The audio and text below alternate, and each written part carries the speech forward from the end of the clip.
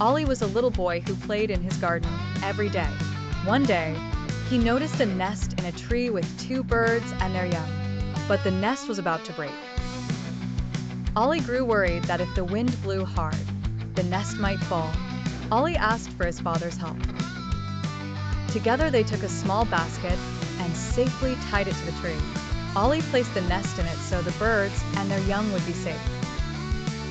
Now the birds chirped happily whenever Ollie came by, as if thanking him. Ollie was happy that he had helped his new friends.